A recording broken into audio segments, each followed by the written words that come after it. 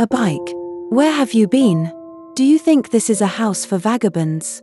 I'm sorry, Ma. I was. Before she could finish, a dunny picked up a stick from the pile of firewood. Her eyes burned with anger as she raised it high. A bike's heart pounded, and she stepped back, but it was too late. The stick came down with brutal force, striking her across the face. A bike sat on the old wooden stool under the tree, her fingers delicately running over the beads of her late mother's necklace. The world around her was alive with the sounds of Itoro village, the laughter of children playing, the rhythmic pounding in mortar, and the occasional crowing of a restless rooster. But for a bike, it was a world soaked in darkness. Her 15 years of life had been marked by pain and resilience, and now, blindness had become her unwanted companion. A bike had not always been blind. Once, she was the bright-eyed girl who roamed the village with a clay pot sitting confidently on her head, her laughter ringing out like a melody. She had lost her mother at the tender age of 1, leaving her only memories of warmth and a soft lullaby she could no longer recall. Her father had remarried soon after to a dunny, a woman with a face as sharp as her words and a heart colder than the Harmattan wind. A dunny had made it clear from the start that a bike was not her child and, therefore, not her responsibility. On that fateful day, a bike had gone to the stream with the other village girls. The stream was her escape, a place where she could forget the scolding and the endless chores. But as she played and laughed with the other girls, she lost track of time. The sun was already going down by the time she grabbed her pot and hurried home. The moment she stepped into the compound, she knew she was in trouble. A dunny's sharp voice rang out like a whip. A bike. Where have you been? Do you think this is a house for vagabonds? I'm sorry, Ma. I was. Before she could finish, a dunny picked up a stick from the pile of firewood. Her eyes burned with anger as she raised it high. A bike's heart pounded, and she stepped back, but it was too late. The stick came down with brutal force, striking her across the face. Pain exploded behind her eyes, a searing, blinding pain that sent her to the ground. She screamed, clutching her face as the darkness closed in. The last thing she heard before losing consciousness was a dunny's cold voice. Maybe now you'll learn to come home on time. When a bike woke up, she was in a small hospital room. Her father was sitting beside her, his head buried in his hands. The doctor stood at the foot of the bed, his face a mask of pity. I'm sorry, the doctor said softly. The injury was severe. Her optic nerves are damaged beyond repair. She's permanently blind. A bike's father let out a low groan, his shoulders shaking with silent sobs. But a bike just lay there, her mind struggling to comprehend the words. Permanently blind. The world as she knew it had disappeared in an instant. Life after that day became a series of adjustments. Her father tried to support her as best as he could, but he was a man of few words, and his grief often silenced him. A dunny, however, showed no remorse. If anything, she grew harsher, treating a bike's blindness as an inconvenience. You're useless now, a dunny sneered one morning when a bike accidentally knocked over a pot of water. What good are you to this house? A bike bit her lip, swallowing the retort that rose up inside her. She had learned early on that defiance only brought more pain. Instead, she focused on learning to navigate her new reality. She memorized the layout of the house and the compound, counting her steps to avoid obstacles. Her hands became her eyes, feeling her way through the darkness. The other children in the house, Bimbo and Dimaji, a dunny's children, were indifferent to her plight. Bimbo, the older of the two, sometimes watched her with a mix of curiosity and pity but rarely offered any help. Dimaji, on the other hand, took after his mother, often mocking a bike's blindness by hiding her belongings or tripping her when she walked by. But not everyone in the village turned away from her. The old woman who lived next door, Mama Rizai, often called a bike over to sit with her under the shade of her large udala tree. Your mother was a kind soul, Mama Rizai would say. You have her strength, a bike. Don't let anyone take that away from you. Mama Rizai's words became a balm to a bike's wounded spirit. She clung to them on the hardest days, when a dunny's cruelty threatened to break her. One evening, as a bike sat under the tree, Bimbo approached her hesitantly. The younger girl's footsteps were soft, almost apologetic. Sister a bike, do you want me to braid your hair? A bike moved her head toward the voice, a small smile forming on her lips. Yes, Bimbo. I'd like that very much. As Bimbo's small hands worked through her hair, a bike was hopeful. Perhaps not everyone in the household had inherited a Dunny's coldness. Perhaps there was still room for kindness to grow in the cracks of their broken family. But the days that unfolded were a constant reminder of her challenges. A Dunny refused to allow a bike to attend school, claiming it was a waste of money to educate someone who could no longer see. What will she do with school? A Dunny scoffed. She can't even fetch water without falling over herself. A bike's father tried to argue, but his words held no weight in the face of a Dunny's stubbornness. And so, a bike spent her days at home, listening to the sounds of the world around her and dreaming of a life beyond the darkness. One night, as she lay on her mat, she heard her father and a Dunny arguing in loud tones that people in the next houses even heard them. "She's your daughter," her father said, his voice trembling with frustration. "We need to do something for her."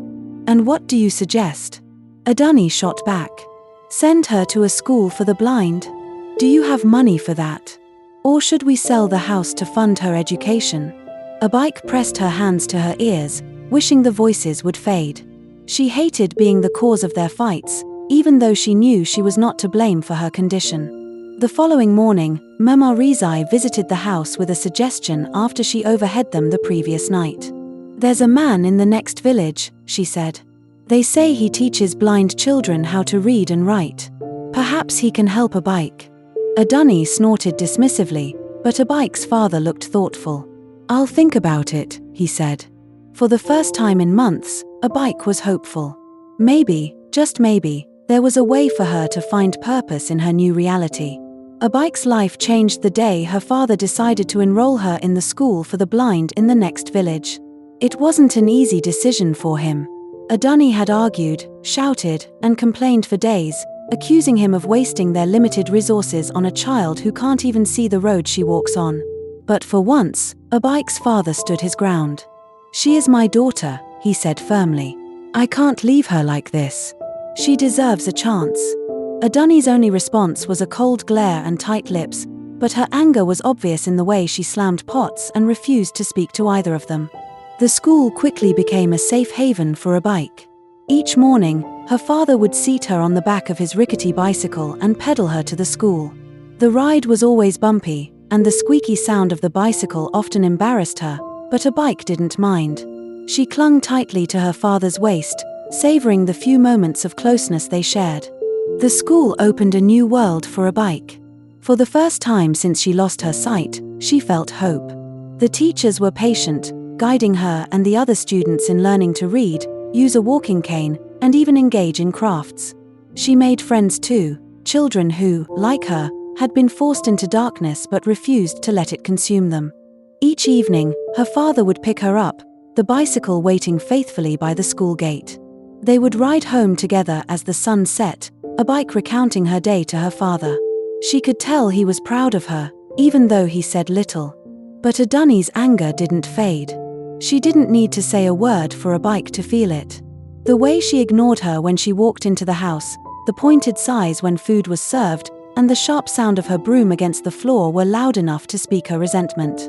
One hot afternoon, a Dunny's younger brother, Lei, arrived unannounced, dragging a large, dusty bag behind him. "Ah, Lei," a Dunny exclaimed, her face lighting up for the first time in weeks. She rushed to embrace him, practically dragging him into the house. "What are you doing here? You didn't even write to let us know you were coming." "I had business in the town nearby," Lei explained, his voice deep and confident. "I thought I'd stop by and greet my sister before heading back." A Dunny was delighted. She bustled around the kitchen, cooking up a feast of pounded yam, egusi soup, and fried fish, all the while chatting with Lei. She even sent Bimbo and Dimaji to fetch cold drinks from the shop, something she never did for a bike. A bike, as usual, was left out of the conversation. She sat quietly in the corner, listening to the laughter and clinking of plates, her heart aching with loneliness. She had grown used to being treated as invisible, but it didn't make it any less painful. Over the next few days, Lei settled into the household like a king. A Dunny catered to his every need, serving him steaming plates of food and ensuring his room was always tidy. She spoke to him in a soft, doting tone, a stark opposite to the way she barked orders at a bike. Then, one night, something happened that would change everything. A bike had been sleeping on the old mat in the living room, as usual. She was deep in sleep when she suddenly felt a hand on her arm. Her heart jumped. At first, she thought she was dreaming, but the touch grew firmer. A chill ran through her body as the hand moved to her shoulder, then down her arm. She froze, her breath caught in her throat. "Who's there?" she whispered, her voice trembling. There was no response, but she could hear faint breathing, slow and deliberate. Her skin crawled as the hand moved again, this time brushing against her chest. That was when she screamed, "Leave me alone! Who is it?" The hand quickly withdrew, and she heard hurried footsteps retreating into the darkness. Her scream had woken the house. Within moments, her father and a dunny appeared in the living room, both of them confused. "A bike, what is it?" her father asked, kneeling beside her. A bike was shaking, tears streaming down her face. "Someone touched me," she said, her voice barely audible. "Someone was here, in the dark." Her father's face tightened with worry, but before he could speak, a dunny cut in. "What nonsense are you talking about?" she snapped. "Who would touch you? You must have been dreaming." "I wasn't dreaming," a bike insisted, her voice rising. "I felt it. Someone was here." A dunny rolled her eyes. "Stop making things up, a bike. Always looking for attention, aren't you? There's no one here." Her father frowned, looking around the room. "But she seems scared," a dunny. "Maybe we should." "Maybe we should what?" A dunny interrupted, her tone cold. "She's blind, isn't she? How would she even know if anyone was here?" A bike's heart collapsed at her stepmother's words. The disbelief in her tone cut deeper than any stick ever could. She looked toward her father, hoping he would defend her, but he simply rubbed his forehead and sighed. "All right," he said softly. "Let's all go back to sleep. I'll check the doors to make sure they're locked." A dunny muttered something under her breath as she turned and walked back to her room. Her father lingered for a moment, placing a hand on a bike's shoulder. "Try to sleep, my child," he said gently. "We'll talk about this tomorrow." A bike nodded, but she knew sleep would not come easily. As she lay back down, her mind raced. Who had touched her? Was it Lei? The thought sent a shiver down her spine, but she pushed it away. She couldn't be sure. The rest of the night was restless, the silence heavy and oppressive. A bike's trust in her home, fragile as it was, had been shattered. The nights in Itoro village were usually quiet, but for a bike, the silence had become a haunting presence. After the incident with the strange hand touching her, she had grown more fearful of sleeping in the living room, but there was no other place for her to rest. A dunny had insisted that a bike's blindness was not an excuse for special treatment. One night, as the household slept, a bike felt a weight press down on her. Her mind jolted awake, and before she could scream, a hand clamped over her mouth, silencing her. She struggled, her heart pounding with terror, but the man overpowered her. Tears streamed down her face as he had his way with her, his cruel grip leaving her helpless. When he was done, he disappeared into the darkness, leaving a bike shaking and in pain. She screamed as loud as her voice could carry, waking the entire house. Her father rushed into the living room, his torchlight in hand, and what he saw made his heart explode. A bike was bleeding, her tears staining the mat beneath her. "A bike," he cried, dropping to his knees beside her. "What happened? Who did this to you?"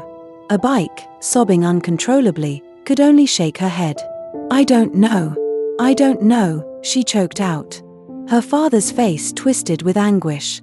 He shone his torchlight around the room and even searched outside, calling into the night, but there was no sign of the perpetrator.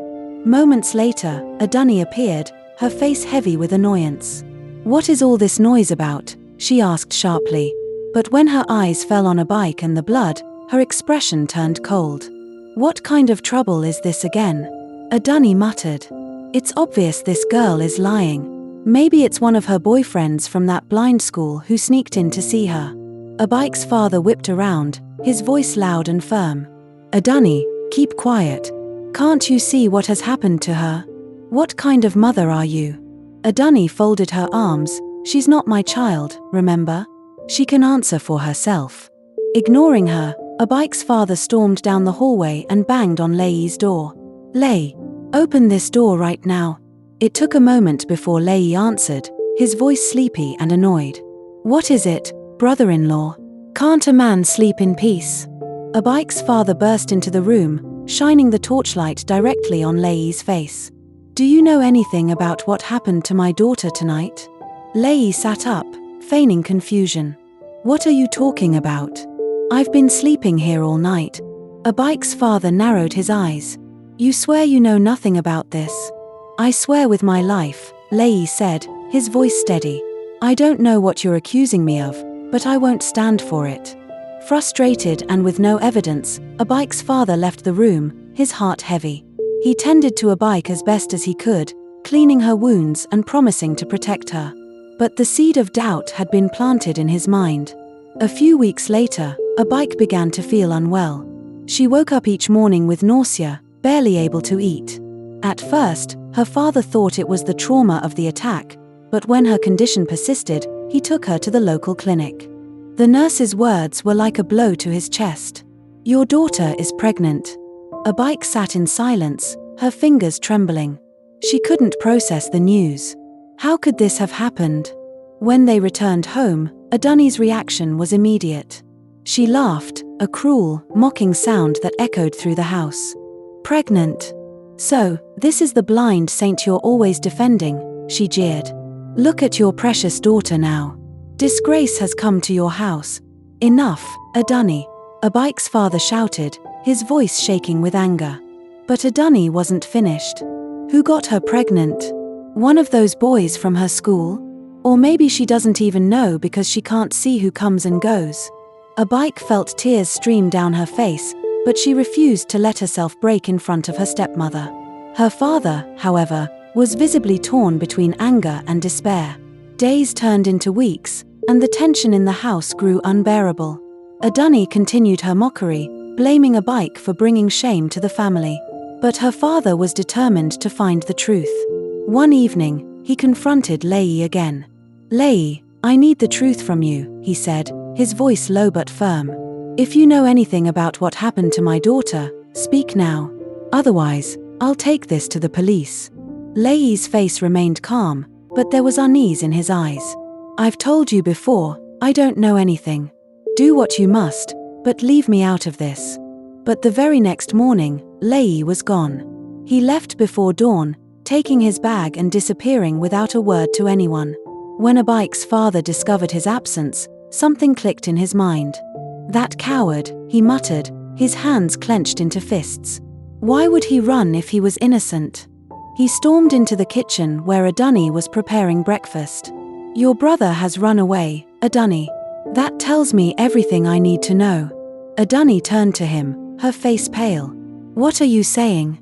Lei would never do such a thing. Her husband's eyes blazed with fury.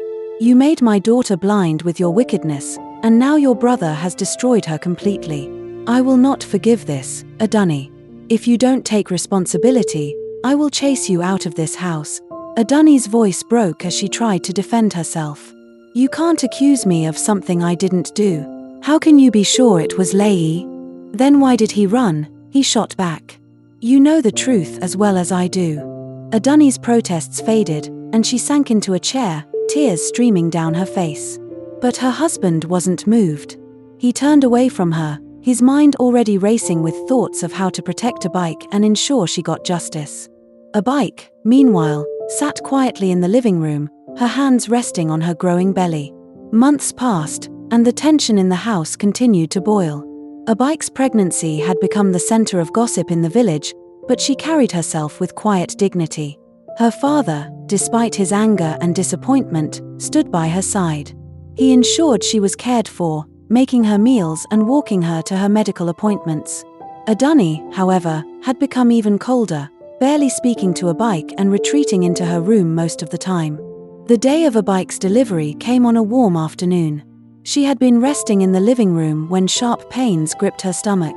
Her father quickly ran to fetch the midwife, who arrived just in time to help Abike through the long, grueling process of childbirth. Hours later, a loud cry pierced the air, and the midwife held up a healthy baby boy. "It's a boy," she announced, her voice filled with joy. Abike, exhausted but overwhelmed with emotion, reached out for her baby. She couldn't see him, but she felt his tiny body against her chest, his warmth filling her heart.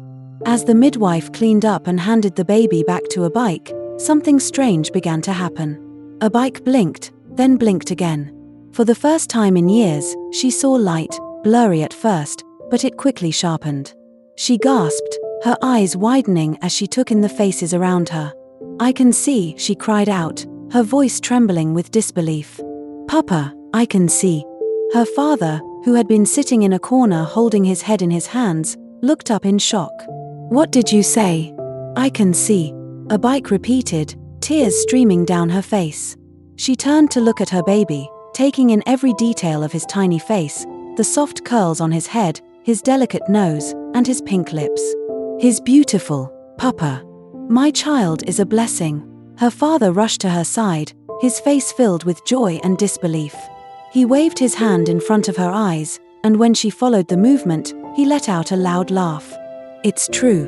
She can see again." The news of Abike's restored sight spread through the village like wildfire. Neighbors came to the house, each one eager to witness the miracle and rejoice with the family.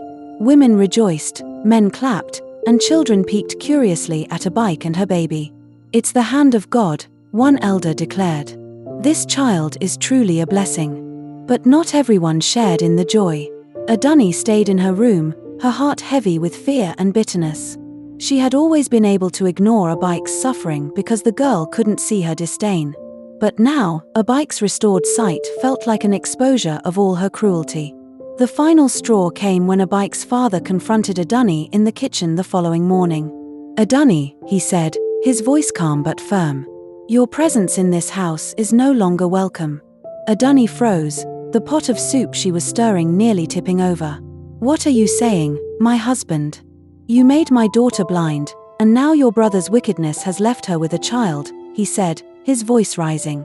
"I tolerated you for too long, but I can't do it anymore. Pack your things and leave." Adunni's lips trembled as she tried to defend herself. "It wasn't my fault. I didn't know Lei would." "Enough," her husband thundered, slamming his fist on the door. "I won't hear it.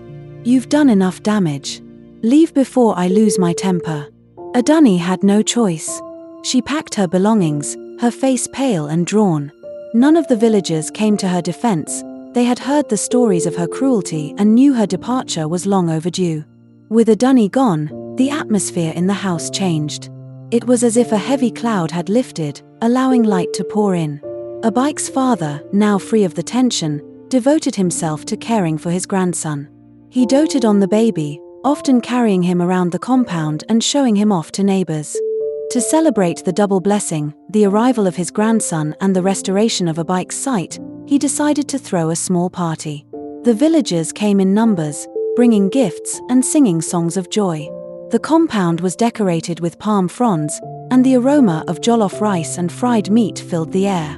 Abike, now glowing with happiness, sat in the center of the gathering with her baby in her arms.